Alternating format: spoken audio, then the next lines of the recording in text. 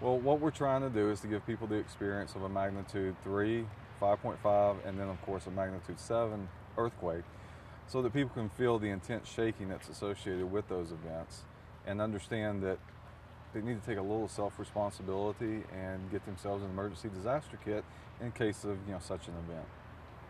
Well, if you could tell us I mean, I'm sure you've had a lot of people already come and experience this. What have they said to you? Well, I think a lot of people are shocked at how violent or the intense the shaking is for a magnitude 7. And then when they look at our exhibit displays, I think they're even more shocked at the fact that they find out in the last 12,000 years, Indiana has had at least 4 to 5 earthquakes that were close to a magnitude 7, because that's really not what we've experienced in the last 200 years. But when you think in terms of geologic time, that's really just a short time span. Well, you don't think of earthquakes in Indiana. Right.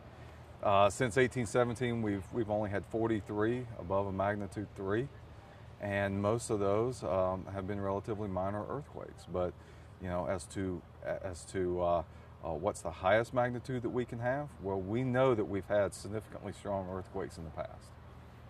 So what are some of the things that a person needs to do if they are experiencing an earthquake? Well, first thing you do is you drop, cover, and hold on. That's it. You don't try and change rooms. You don't try and run out of the building. Our structures are built to code, which means that they're not going to collapse, okay?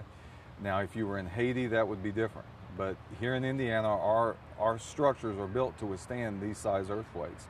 And then once the event is over with, you grab your emergency disaster kit, you evacuate the building, inspect for structural damage, and also turn off your utilities to prevent further property loss. What are some things you need to put in your emergency kit? Well, obviously food and water, enough for each person to last about 3 to 4 days. And that, of course, is per person again. You need things like toilet paper, any vital medicines that you need.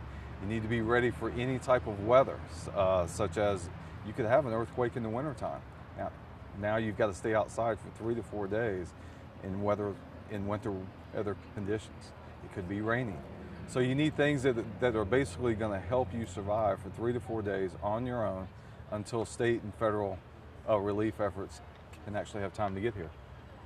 Could you describe to us a little bit about what an earthquake you were saying we have had some over level 3.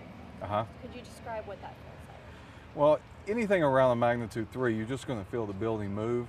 It's not going to cause any significant damage, and more than likely you're not even going to see any items move. But once we hit about a magnitude 5.5, as you'll see inside the simulator, that's when bookcases, china cabinets can turn over, food and dishes are going to come out of the cabinets, pictures, mirrors fall off the wall, hot water heaters can walk away from the wall, and if that's fueled by natural gas, that can start a fire. And so that's when you start losing the internal non-structural components of your home. And as well as that's also when you'll start seeing some exterior components of buildings like the masonry work start to fall off. When you hit a magnitude 7 is when the shaking becomes really intense. And basically you're going to get the same thing. It's just going to be a lot louder in terms of the sounds that you hear, a lot more intense. But like I said, you may have some structural damage, but it's not going to be anything that's going to cause the building to collapse. A lot of factors go into how a structure responds to an earthquake. Now, this week is actually National Preparedness That's Week. right. That's right. So in light of that, what would you say about being prepared? Well, just take a look around your home. Make sure you've got all the vital components, the things that are important to you. Make sure that you've got them restrained somehow. Make sure you've got an emergency disaster plan for your home. It doesn't have to be anything really formal, but you just need to spend some time thinking about, do I know where my shut-off switches are? Do I have an emergency disaster kit? If not, go get one and put it together yourself. The things that you need and where you understand the quality of the components that go into it. So just take those basic measures to be self-sufficient for 3 to 4 days in case we do have such an event. And even more so, even if we don't have an earthquake, if you've got that emergency disaster kit, it's usable for things such as tornadoes, winter power outages, other natural disasters that are not necessarily an earthquake.